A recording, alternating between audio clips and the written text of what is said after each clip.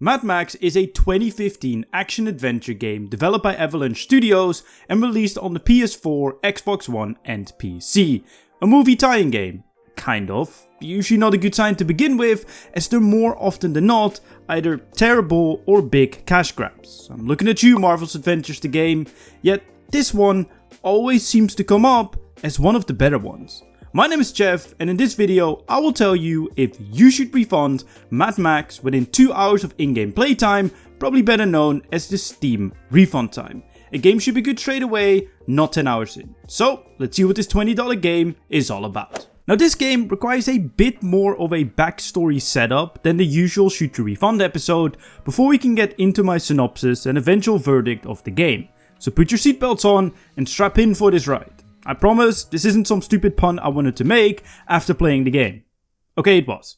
Anyway, if you're expecting an in-depth comparison or review on how the game does tie into the movies, as it was revealed last year that this game is canon with the 2024 release Furiosa, a Mad Max saga, then you might be disappointed with this video. I have never seen a Mad Max movie in my life, nor do I know much about the franchise to begin with. All I know is that Mad Max is set in a post-apocalyptic and dystopian world following a former police officer in Australia who lost his wife and daughter to a ruthless biker gang. Oh, and the fighting mainly happens through races with vehicles that are loaded with all sorts of weapons. So I know what you're thinking. Why on earth are you even going to be playing this game? You clearly don't have any attachment to the franchise, nor can you give us an insight on if this is actually a good tie-in game. And you're right. However, if a game is considered to be good based on a movie franchise by its own fans, who are usually even more critical than your average gamer, then that means that this game has to be good to begin with. Because let's be honest here for a second. Most games that are released alongside or based on films usually kind of suck in some way, shape or form. Either gameplay wise, like the latter Harry Potter games, or are just simple cash grabs like the earlier mentioned Avengers game. Yet, Mad Max always seemed to come up as a great tie-in game. Well, it isn't one actually, it became one. As when it was released, it wasn't canon with the movie that was out at the time, Mad Max Fury Road. Confusing stuff I know, but the TLDR is, it's supposedly a good standalone game set in the universe of Mad Max. So what about the game then? Well, it seems to be your average action movie type of game where you're beating up bad guys and upgrading your gear and skills. However, this game stands out with a heavy emphasis on vehicular combat, where you upgrade your car, called the Magnus Opus, and fight bad guys through races, where you pretty much try to destroy each other. Now, vehicular combat can be absolutely amazing in video games, like how it usually is done in Battlefield, or absolutely terrible like your average story-based game, like that one horrible Uncharted jet ski mission, which still gives me nightmares till this day. First impressions are nice and all, but we don't know what this game truly has to offer until we have played it. Have you done so? Let me know what you think of the game in the comment section down below, and whilst you're down there, consider leaving a like if you enjoyed this episode of Shoot to Refund, as it really helps me out, and subscribe to the channel to see more of this series. Now without further ado, let's put our foot on the gas, hands off the brake, and race into the universe of Mad Max. Okay, yeah, that was kinda cringe.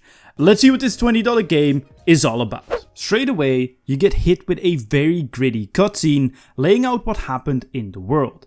How everything has fallen, been destroyed, and only the truly broken have survived.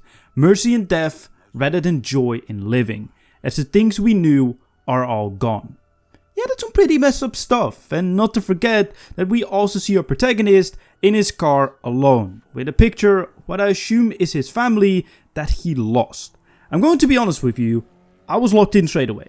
Not necessarily because the story piqued my interest, I mean it's in the same vein as Fallout, but because it actually felt dark and gritty. Something a lot of video games tend to stay away from, where they choose to make it feel more sad than actually messed up.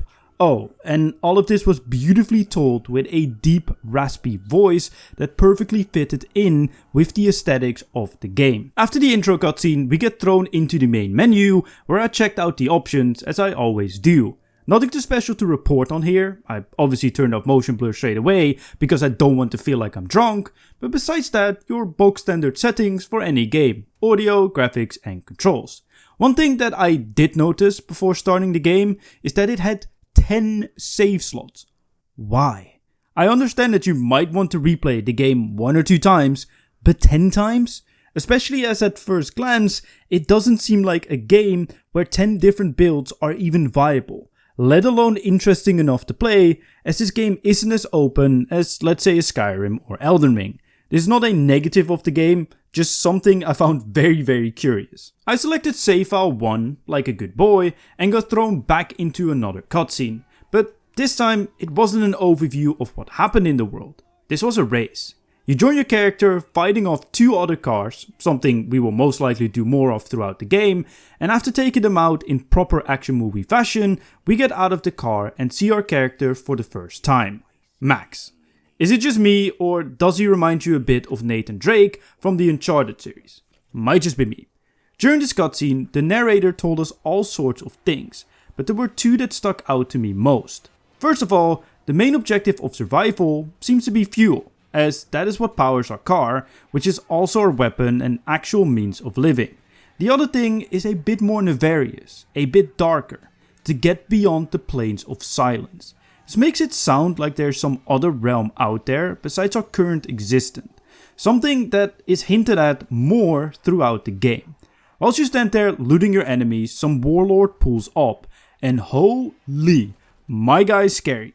Besides him looking intimidating, he also has zero mercy, where he knifes you down before beating the living crap out of you, leaving you for dead, all caught up and stealing your car. Max somehow gets up, God knows what drugs he might be on to survive that, before jumping on the car and getting into a fight with the warlord himself, cutting open his face with a chainsaw and to then get thrown off the vehicle and pass out. The gore on display here is great. It doesn't feel overdone for the sake of shock value, but more done to set up a narrative. You mess this guy's face up pretty badly, so he would want revenge on you. And you want your car back, so you want revenge on him. Simple but effective storytelling. By the way, this is all one cutscene lasting about 5 total minutes, including the intro credits that play afterwards with some beautiful dark country music to accompany it. This game does a fantastic job at setting up the overall vibe with its visuals and audio. You truly do feel like you are in a deserted, dystopian world straight away, as the visuals are very sandy and rocky for its environment, yet the characters you have already met and their weaponry seem to be dystopian, almost horror-like. And the music, accompanied by the voice of the narrator, is jarring in a very good way. Now that we are finally allowed to play the game, we get our first introduction to the game's interface. This is a very important aspect for me in any game. A simple to understand interface that gives you sufficient information. A lot of interfaces can be very overwhelming and difficult to wrap your head around because it just has too much information displayed. Avalanche understood the assignment. Mission objectives in the top left, minimap with the health bar in the bottom left, and bottom right we have our action bar, weapon information, whatever you want to call it, as part of our interface. All the information you need and no bells or whistles. Perfect. Our first objective is to fill our water because we are low on health, and this is the game's healing mechanic. Water. Drink it and you get healed. Simple enough. What wasn't simple was the way the controls were mapped. If I'd ask you right now what the jump button would be, what would you say? L2? You're right. Oh, and dodging. Of course, no brainer. Has to be R1. Yeah, a bit strange, as most games have their dodge on circle and jump on X or triangle in some cases. Not the end of the world, but a bit of a weird choice to me, as shooting was on circle, maybe switch dodge and shooting around, make it more uniform with other games. Oh well, these are all minor things, but I do think they are important to mention. Yes, I'm a controller, Andy, fight me. What wasn't so minor was Chum Bucket. A truly disgusting looking gremlin that was murmuring to themselves and who wanted to eat my dog. Nah bruh, time to get shot. You're not touching a dog. but we didn't shoot him. Because he knew me? Well, not know me, but he knew what happened just now and about some sort of prophecy. The things he murmured were kind of cultish like murmurings about believing in the Dark One and that I was the driver. Like I said earlier, I feel like there's some sort of other realm and Chumbucket isn't helping me getting rid of this idea either. Chum offered me to help me fix up the dog as they were bleeding out. Of course I said yes, but he needed me to get him some wire, which so happened to be in a camp with bad guys. On our way there, we found some bodies laying in a cave and got taught about the looting mechanic done by holding X, which is our overall interact button throughout the game. You know what would have made even more sense as an interact button? L2. Just a suggestion. But seriously, it still confuses me why they went for this controller scheme. We also got introduced to the climb mechanic, done by pressing X as well, which can only be done at specific locations, truly limiting our movement around the map and something that becomes a bit of a pain in the bumhole a little later. Okay, combat. To be clear, non-vehicular combat, where at first we get told to shoot down this dude by either using our quickfire button circle or aiming with L1 and then using circle to shoot. I'm not going to comment on the scheme again, but something I did really like is how it showed the controller at the bottom right, as there's a good chance a lot of casual gamers who are fans of the movies might play this game and not know where these buttons are located. After we ran out of bullets, we had to use our fists, and this is where I got major old Assassin's Creed vibes. If you've ever played any of the Ezio games, you know how to never take damage yet win every fight. Mad Max is no different, as parrying with triangle then counterattacking with square is the way to victory in all hand-to-hand combat encounters I have had throughout my time playing. Seriously, it works every single time, no matter the amount of enemies. Now, I wasn't coming into this game expecting Dark Souls-like combat, but it is a bit on the easy and repetitive side, at least early on. The animations, however, do look very cool and the combat does feel impactful, which is very important to me, as sometimes in games it feels like those punches you have in your dreams when you try to fight someone, but do negative damage to them. With Max, it does feel like you are hitting them. Once the enemies were defeated, the game introduced me to another mechanic. You'd almost think that this is the tutorial section of the game, wouldn't you? Anyway, every area has some side objectives. Mainly scraps, the game's currency, and something we will touch on a bit later. But later on, you can also find historic artifacts and other things around areas. Once you found all of these, you completed the area. A fun little grind for all the 100% completionist nerds that are playing this game. With our wire in hand, we got back to the man who got his wires crossed in his brain, Mr. Chumbucket, or Chum as the game likes to call him. He fixed up our doggy before telling us he got a car that can also help us get to a lookout point to see where they took my car. This is the first time I drove a car in Mad Max and it made me realize something. I suck at driving in video games, but the overall mechanics of it didn't feel too bad at all and were mainly limited by my lack of skill. I'm glad the driving is good, as it's one of the main mechanics of the game and something they had to get right, which I think they did. Don't expect racing game precision mechanics, but more GTA 5 vibes. I haven't mentioned it yet, but the actual graphics of the game aren't too bad either, especially for a 2015 title. I've seen some stunning views in my short time playing, and I bet there is much more beauty to be found throughout the game. The only thing I personally did find was that certain dark areas are very dark, and certain bright areas, like driving in the sun, are a bit too bright for my liking, that it almost looks overexposed. After getting given binoculars, scouting out where they took my car, and realizing I ain't getting her back, Chum told me he might be able to help, as he has a car in his hideout that is even better, the Magnus Opus. Seeing it for the first time left me as impressed as Max himself, as my bicycle looks more impressive than this car. But realistically, I have two choices, that shitbox or walking. So I will settle with the shitbox. Before we could get our first upgrade to our car, an actual body for it, there was just one teeny tiny issue. We didn't have much fuel. Remember at the beginning where we were told that fuel is one of the most important commodities within this world? Well, straight away I thought, fuck. Please tell me half this game isn't just me having to scavenge for fuel to be able to actually drive around. Thankfully, it isn't, as we fuel up our car fully, and for the next hour and a half, I didn't use much of it. Then I whipped around Magnus like my name was Kevin. At this point, true driving skill was acquired, as we burst into the graveyard to acquire our car body. Skill, which we established, I seemed to lack. I drove into the first explosion straight away, before flipping my car over, and then finally using my remaining 7 brain cells to dodge everything and make my way to the objective. The game surprised me here a bit, as it truly gave me a bit of a horror-esque vibe in this area, like we were actually in a graveyard. There was something running in the caves we had to traverse, but we didn't see it, or them. The ambient sounds were a bit eerie, and just the whole overall aesthetic of the platform we ended up on to pick our body felt off in a good way.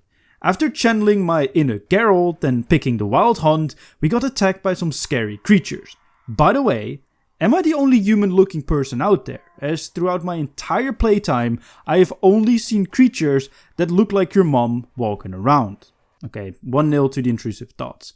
Escaping this area was actually a bit of a driving challenge. Not extremely difficult, but I couldn't take my time and had to do it at high speed, which was actually quite exhilarating. At this point, we also got attacked by another car, introducing us to our first car battle. During driving, we can hold L1 to slow down time, target the car next to us, and choose to either shoot it with circle or ram it with square.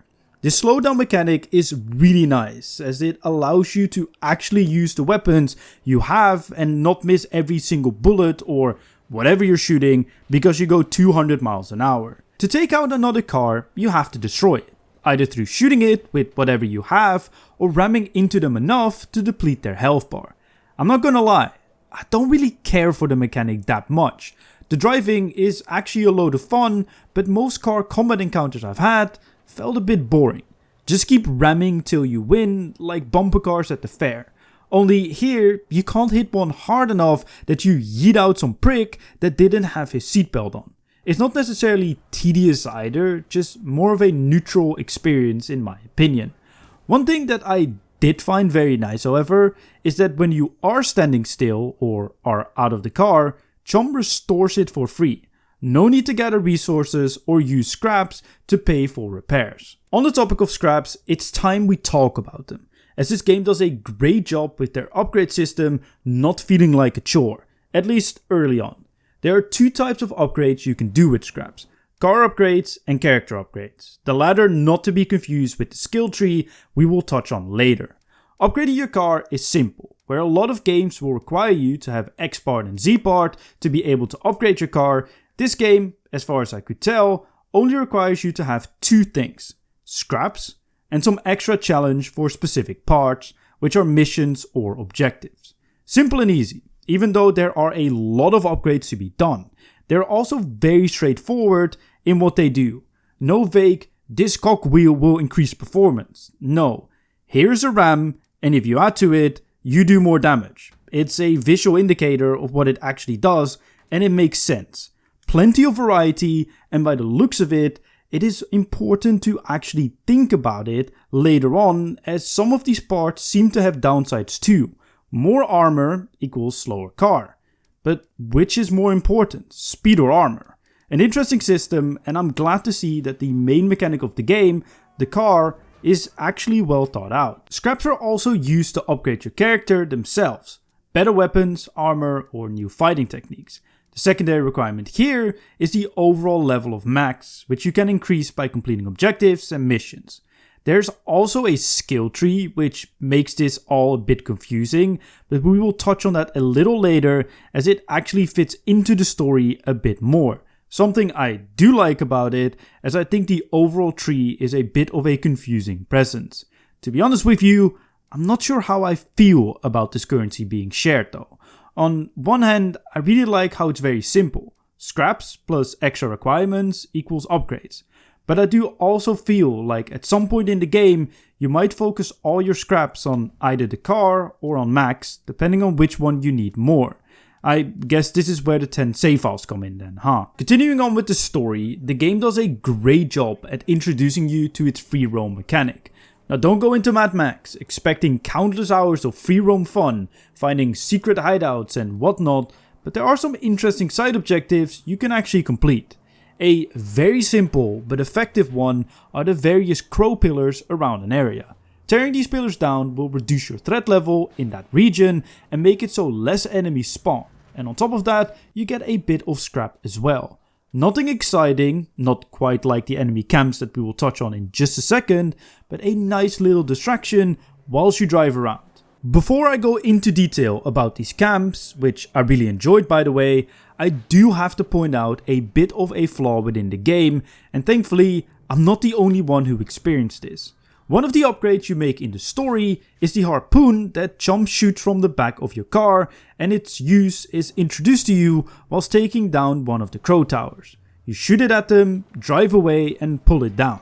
So when I was told to infiltrate the camp, I had to scout out the area and came to 3 conclusions. 1. I had to take out the sniper's nest, 2. I had to take out the gate, and 3. The people inside. Simple enough. I will just use my harpoon to tear down the tower, which I was right about, but somehow the game deselected the harpoon and never showed me how to reselect it again, which was left arrow by the way. So I was confused on how to take it down, and I tried climbing towards it, learning that the game doesn't really allow you to climb anything, and it was just a bit of a bummer overall. After finally figuring out what to do by reading a 10-year-old forum, yes they still exist, I took down the tower and the gate and made my way inside the camp. These camps have a main objective and some side objectives. The main one is simple: clear everyone inside and take out the oil pump so they won't return. You do so by blowing it up. The side objectives are collecting scraps, as per usual for areas, but also historic artifacts that are hidden throughout. These are mainly collectibles as far as I could tell, and are just more of a completionist thing. But they are pretty cool as they seem to tell a little bit more lore about the area in general, as I found a picture in this camp. And lastly, clear out the graffiti they put around the area. Inside there was a screaming Don hanging there with some fire that I had to take out. If I didn't do it in time, everyone in the area would get buffed. As I'm a true gamer, I obviously didn't take him out to show you guys all my skill, and definitely not because I was too stupid to find where I had to do so. But counterattacking everything here worked a treat as usual. Oh, and apparently there are sandstorms as well. I don't know if they are random or scripted, but if you stand in them too long, you die. I obviously did because of scientific reasons, and not because I couldn't figure out where to go. Traversing this area, by the way, kind of sucked, as you had to climb a lot of ladders. These were not an issue as I wasn't getting hit over the head with them, but more so because I had to press X every time I wanted to climb on one, instead of just walking against it. Why? Just let me climb it. Whilst making my way towards the oil pump, I ran into a mysterious character who told me that our paths soon will meet again and that I will find him when I'm ready. Once again, another one of those eerie moments that add to the dystopian feel of the game. The combat sequence after this felt a bit much. Much too easy, that is, as I now have the rage ability, something that procs every time I build up rage by doing combos and gives max extra damage to enemies around him. I get that this is still the tutorial part of the game to an extent, but I felt so powerful that either this entire game is too easy or the drop off will be a huge one later on once I get into the real world, so to say. The rage mechanic itself is cool, nothing too special, just extra damage and more brutal finishes that arguably look quite cool. Can someone please tell me how I was standing next to the explosion and I'm still alive? Anyway, we cleared the base and made our way out of there. Before Max tells Chum he needs to go see someone about a guy. As already said exactly, but he was going to meet the stranger from earlier. The closer you get to this character, the more distorted everything seems to get. Something that isn't explained, but it does intrigue me quite a bit. Yet again, making me feel like there's some sort of other dimension out there. Even the dialogue of the character kind of hints towards it. This character is called Griffa, and here's your traveling skill tree. Unlike character and vehicle upgrades, you can't do Griffa updates from your start menu, you actually have to go find him. I'm not sure how tedious this traveling skill tree mechanic is long term, as I can imagine that with every level you kind of want to spend your tokens straight away, yet on the flip side, the upgrades don't seem that impactful early on either. Things like more health and taking less damage are all nice and not to be underestimated, but maybe they only need to be upgraded when you get stuck somewhere in the game or when you just happen to be close to Griffa, as overall the difficulty of this game isn't too high. Besides health and damage upgrades, there are also things like being able to siphon more water or fuel from sources, getting more bullets and scrap from looting, and being able to rank up quicker. Nothing too fancy, but I wonder if they could have done without the tree completely and just added a bit more to the scrap upgrades you can do to max. At this point, I was getting to the end of my play session and the end of Act 1. Perfect. Chum added another upgrade to my car, a nitro boost, and told me to jump off a ramp. This felt truly awesome, and we got into a car battle straight afterwards where we could also conveniently test out our new ramp. Good stuff overall, and an enjoyable way to introduce you to your new upgrades early on. But I hope, and kind of assume, that the game only does this early on, otherwise it will get repetitive real quick. The final thing I saw happen, story-wise, was Chum Bucket's base being blown up by the same people who stole my car. So now we both wanted revenge towards them. This felt truly sad, as you can tell Chum is very distressed by losing his base. And by the way, where's the dog? Was he in there? If so, someone is going to pay. I say story-wise as I drove around a little bit more after my timer went off, and the world did feel a bit more difficult straight away. I ran into another car, did no damage, tried to bail, then got sniped and got finished off. Literally. Okay, not like that, but I mean the play session. I don't know if this jump in difficulty was me getting unlucky, or if the game truly gets tougher straight away. Let me know in the comment section down below. Now that the time is up, one important question remains. Should you refund Mad Max the game? This game is a hard one to rate, because it has so many sides to it. Starting off with the story, from a non-Mad Max watcher's perspective, the world feels like it's holding secrets for you. It isn't just a barren wasteland with enemies scattered throughout, there seems to be more than meets the eye, as you see so many horrific creatures around, and of course all that talk about a savior, messiah, the dark one, and the silent plane. All of this truly intrigues me as a player, especially as the game is built on one of the most basic principles of video game storytelling, revenge. So many games have done it, but very few make it feel interesting enough to actually care about.